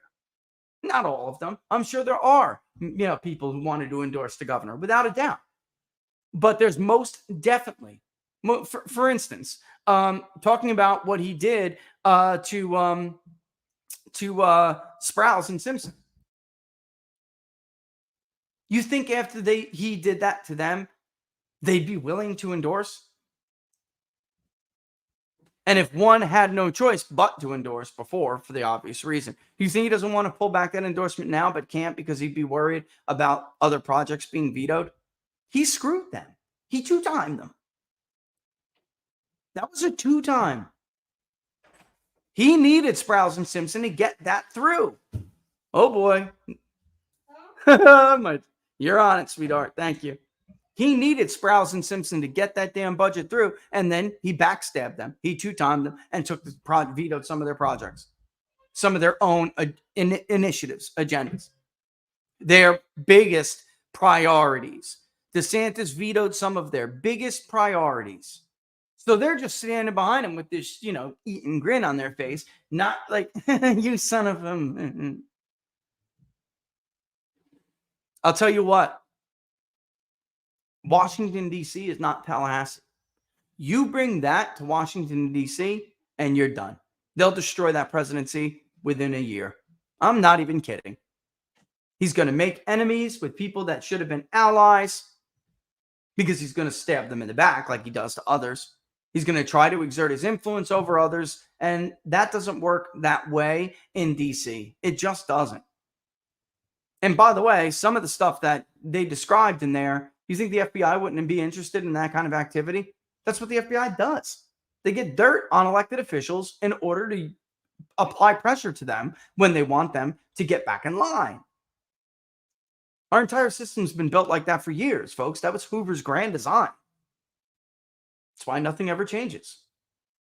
They already have the moving of asylum seekers, otherwise known as illegal immigrants. They already have him under investigation for shipping them to Martha's Vineyard. What do you think they're going to find when they start to root through transactions to get to the governor's office? The FBC complaint that was launched the other day. That's bad. That is not good. I got news for everybody. They went through Trump's life with a fine-tooth comb and could not find, anything. Anything. I mean, you federal prosecutors go through your life. They could turn up, a crime on Mother Teresa, folks. The bottom line is, if there was something really dirty about Donald Trump, we would all know already. There's not. Mueller would have found it. The Southern District of New York would have found it. Instead, what does Alvin Bragg got? Are you kidding me with this indictment? Are you joking? What does Fannie Willis have in Georgia? There's going to be 8 witnesses who say that that's not what he said. All sorts of stretching and twisting of the law to make it a crime, turning the Presidential Records Act, which doesn't even have a criminal application, into an Espionage Act case. This is what they've had to do to build cases against Donald Trump. They've been through every aspect of his life, his financials, social media, everything. Nobody's prodded just a little bit at this guy. And already there's some big problems. And just so people, you really need to go and look and read that article about the FEC complaint. It can be blown off. It is technically true that some of those violations do carry prison time. I just think it would be kind of ridiculous if they did try to do that. I would yell just as loud for him but I mean, it's campaign. It's campaign. Even the governor probably wouldn't even have known about any of that. Honestly, they're probably spending that money and doesn't even know.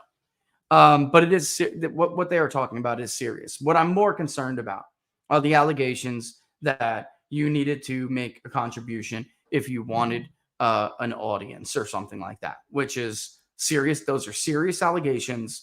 And you can't bitch about Hunter Biden, folks, and then not be concerned about that. We're not talking about fundraising.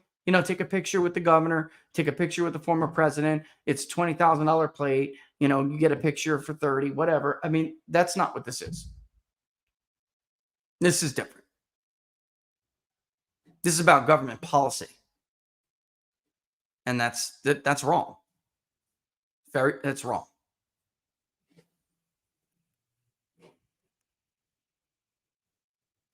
I really hope it's not true.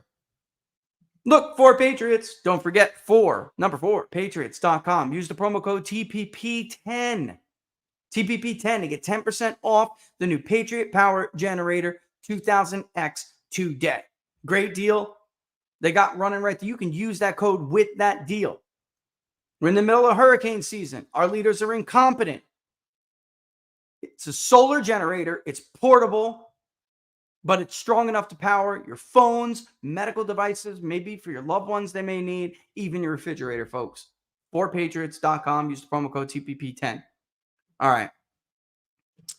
This is an article that was in Newsweek. Tom Rogers wrote it, editor at large. For people who think Newsweek has become like a pro-Trump thing, here's the editorial from the editor at large. Let me state at the outset my belief that electing Donald Trump as our next president would be a complete disaster. Hiccups, and national tragedy. Let me further state that with the continual flow of indictment news, I am cheering for Trump to be convicted and sentenced to jail time for an array of actions that certainly appear criminal. You don't really believe that. He doesn't. Tom, you don't believe that. You're about to lay out all the reasons why how we know you don't really believe it. Finally, I want to admit this is an agonizing column for me to write. Okay, so we could take your legal analysis with a grain of salt now. Thank you, though, for that. However, despite my personal views on Trump, an objective and rational analysis leads me to conclude that as of now, it is more likely than not Donald Trump is our next president. Below are the reasons behind this analysis, which explain what has led me to this extraordinary, disheartening view. You will also read why I believe it is unlikely anything will change this extremely pessimistic conclusion. The Republican nomination is a lock. Florida Governor Ron DeSantis is fading fast and does not appear to have a strategy to regain traction. No other candidate appears to be developing any momentum, and other than Chris Christie, they are all too fearful of Trump supporters to even try to take the former president down. Moreover, the indictments have only strengthened Trump's grip on the nomination as he skillfully plays the victim. He is the victim, moron, rallying Republican voters behind him. Listen, Republican or Democrat, Joe Rogan was right last week. This change, this dichotomy shift, and it doesn't appear that the modern left and part of the Republican Party is capable of critical thinking anymore. And this is a real problem. And he used that term, critical thinking. They want to turn this country into an authoritarian police state. It is Republicans now who have gone back to their roots, concerned about the police state. It is them making the case that this is dangerous. And only third world banana republics pretending to be actual self-governing societies do this stuff. Folks, if there was a legitimate crime here, a serious crime, if Donald Trump took bribes, let's say from Russian or Ukrainian oligarchs to push certain energy policy in, let's say, Ukraine, and Donald Trump Jr. was sitting on the board of one of those large one of the most large energy companies, which have a notorious reputation for being corrupt, even though he had no experience, doesn't speak the language, knows nothing at all about the industry, and is very clearly just selling access to his daddy.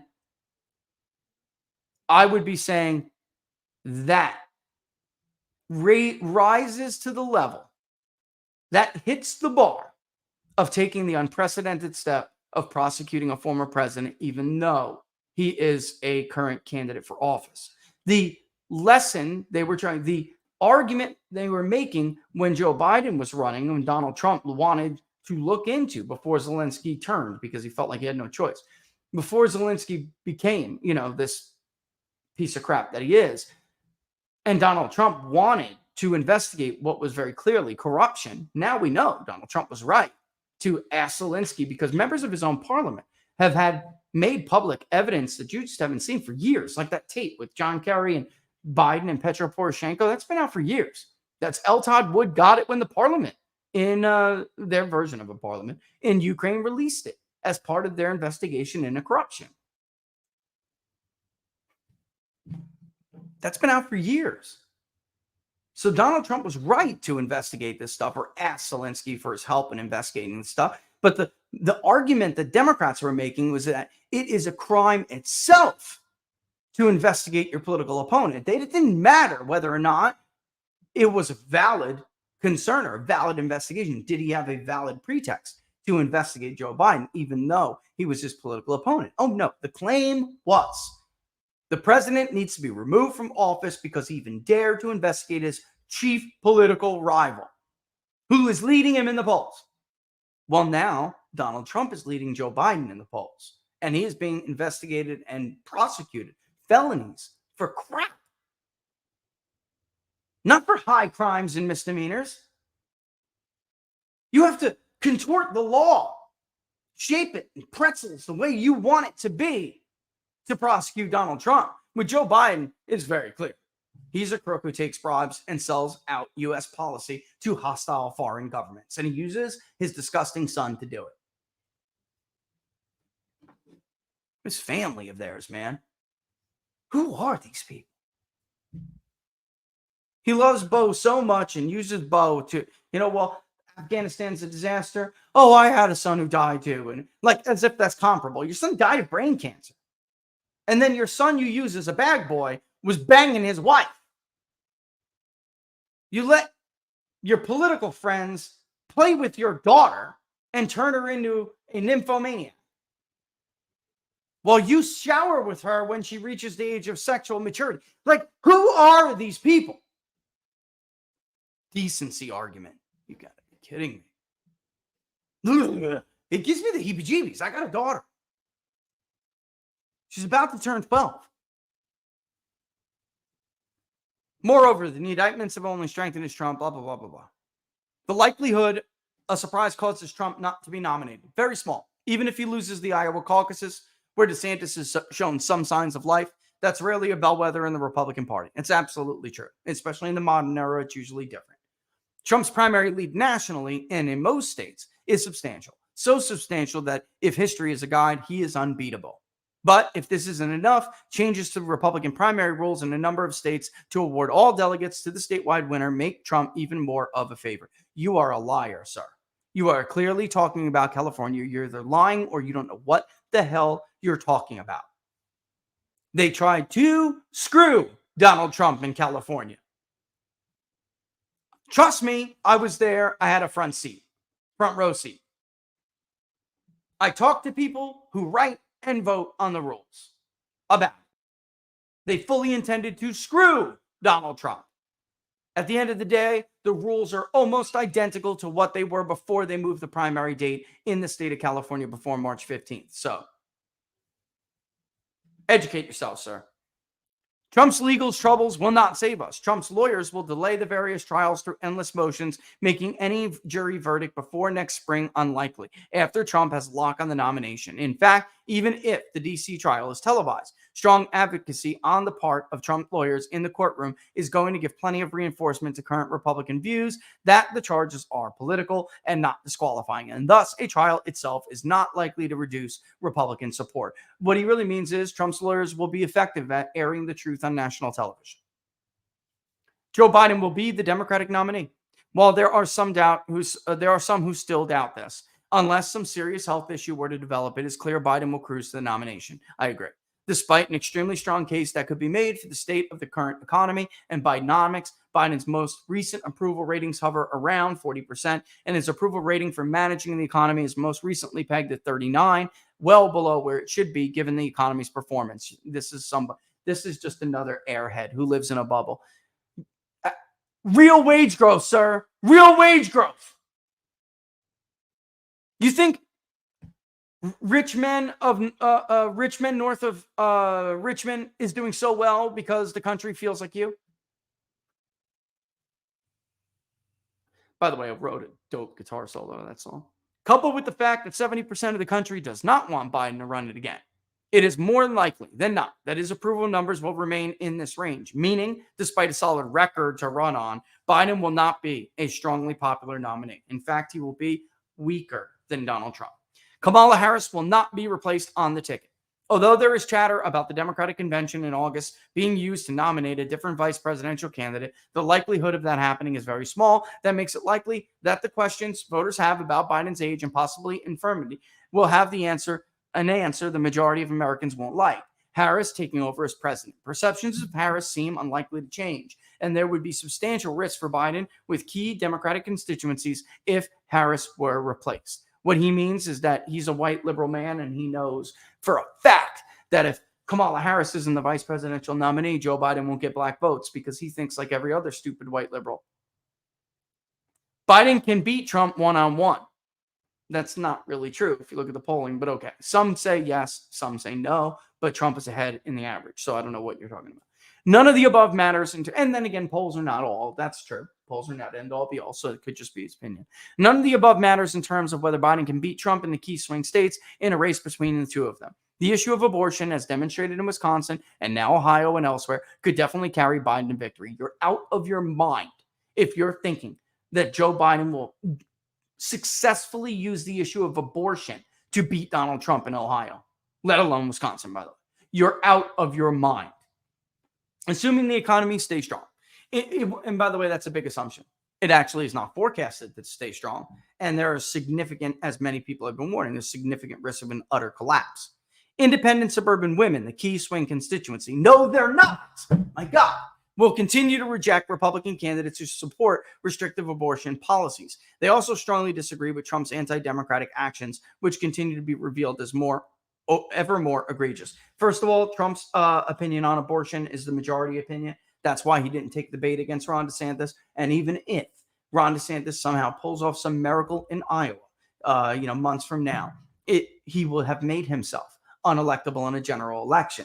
That was smart on Trump's part. Trump, of course, wants to win Iowa, but he's not going to give up the rest of the election to win the Iowa caucuses. He won't. He didn't do it in 2016. He knew he could have, and he didn't.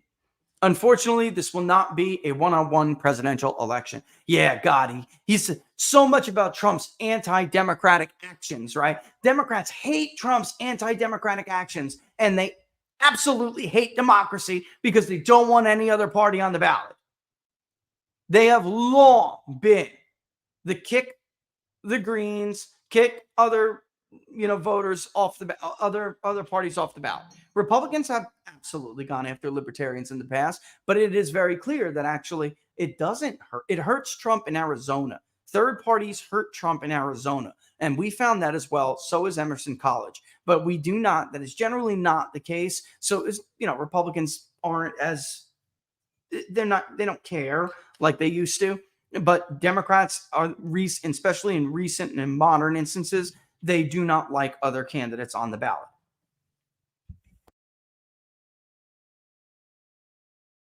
The likelihood that it is between Donald Trump and Joe Biden seems to be diminishing every day. The No Labels Group's efforts seem to be more serious than ever in terms of fundraising and gaining access to state ballots. That's ridiculous. Moreover, if Trump is convicted prior to the election and continues to run for president as a felon, Given the likelihood of him securing sufficient delegates before a trial is completed, it would ensure a major third-party candidacy going forward. No labels would argue voters must at least be given a choice between two non-felons. Are you admitting that Joe Biden, in fact, is a felon? He just isn't being prosecuted?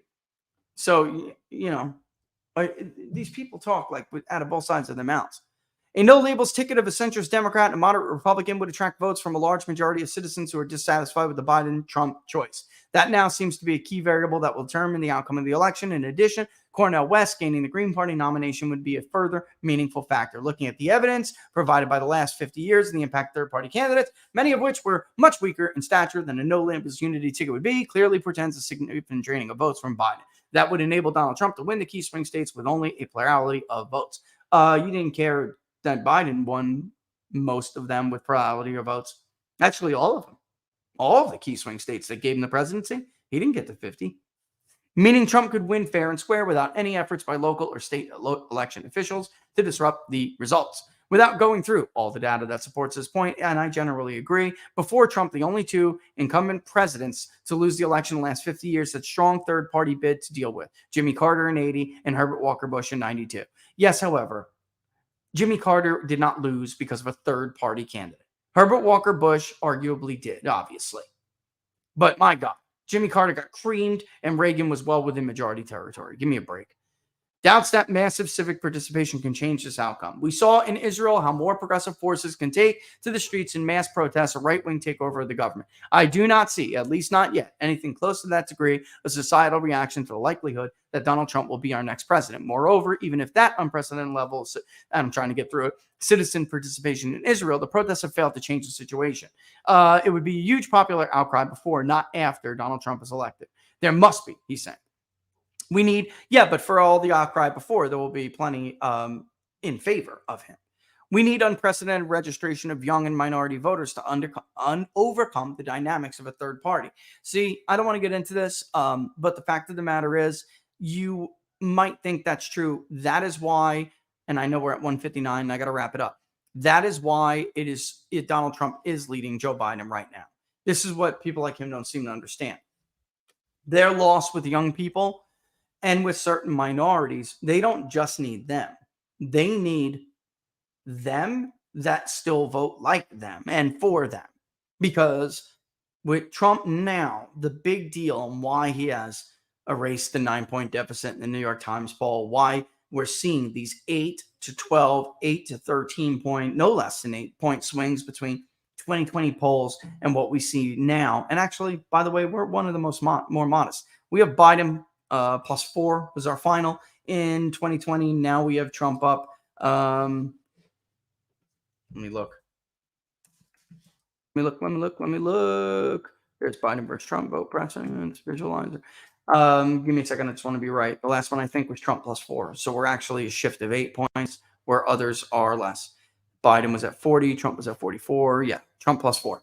So we're actually less of a shift than some of the others. The New York Times is a 9-point shift. ABC News, Washington Post is a 16-point shift. Rasmussen is, I don't know what their latest is, but I want to say they're like around a 9-point shift, like us, close to us. Emerson, they are much smaller too. I think they had Biden up by 6. Now they should typically have Trump up by like 2. Harvard Harris had Biden up by, how much was it, guys? Do you remember? I want to say it was like 6 to 9. Now they have Trump up by usually 4 to 7.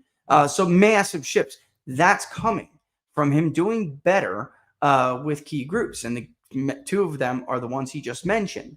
So he went from being down 30 something in the New York Times poll among Hispanics to only being down by 3 now. Also, the underclass vote. I mean, there's so much going on here, but young, the 18 to 24, the 25 to 29, just huge shifts in our polling and in what others polling from what it was in 2020. So, this is apples to apples here. So, I mean, you have to register educated urban. Yeah, well, I'm not. Why the hell am I saying it there? Never mind. I'm going to end that right there because Trump's secret weapon is his non-white urban support. That is his secret weapon. That's why he did better in what we just showed you than Walker in Purdue in Fulton County, for instance. I mean, Walker underperformed Trump in Fulton County by almost 10 points. I think it is about 10 points. Trump did better in highly African American counties in the Atlanta metro area. He did better with black voters. You would think, well, that's, he gets rural blacks. It's not where it came from. That's why he got 19 or 20% in Fulton. And actually, I can tell you real quick before we go exactly how much it was. And Walker got 9 or 8 or something like that. I mean, it was bad, really bad. Purdue got crushed as well. So, there you have it. Let me it's loading up. Let me see. Where are you, Georgia? Thank you, Georgia. In DeKalb, Trump got 16. In Fulton, oh my God, way off. I'm way off. Trump got 26%, 26.2% in Fulton County. Way better than those other two candidates. Way better. And that's why you can see the shade of blue is different. Whoa, I can't believe I was that far off. Holy moly. All right, with that in mind, so that's his prescription. And again, putting up to bed the fact that they believe Trump is being they're indicting Trump because he's weak. He's the weaker candidate, and they want you to dupe Republicans and to make him the nominee. Get out of here, folks. I mean, it's just so ludicrous. All right, Wisconsin with Reagan, and Wisconsin versus Bush in the caucus. All right, Wisconsin with Mitt Romney looks a lot like the caucus, doesn't it? And Wisconsin with Trump looks a lot like Reagan. Wisconsin with Johnson looks a lot like Reagan. Why? Right? Ohio, 2012, Mitt Romney looks a lot like Ohio issue 1. Donald Trump in 2020 does not. There's 2012 and 2020 versus Ohio issue 1. Here's Georgia. All right. On and on and on and on.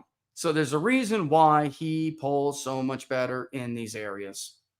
All right. So with that in mind, I'm going to kick rocks. We'll see you on Wednesday inside the numbers. We'll talk more, I guess, about the national poll, which we didn't have a chance to talk about.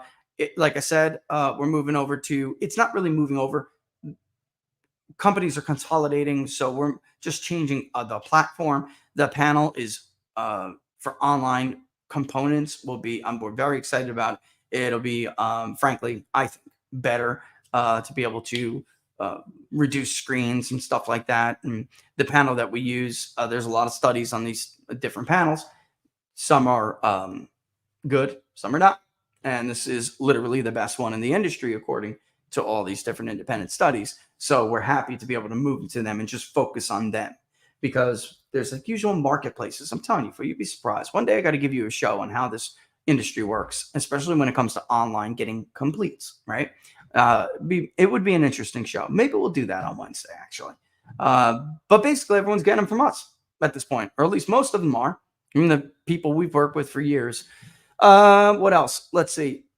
There'll be, of course, a phone component of it as well. So I want to keep it kind of down, but I'm going to want to ask a couple kind of crazy questions this time. And we're also going to do real ballot tests versus just generic third parties. And we're going to stick with Joe Biden because I agree with him.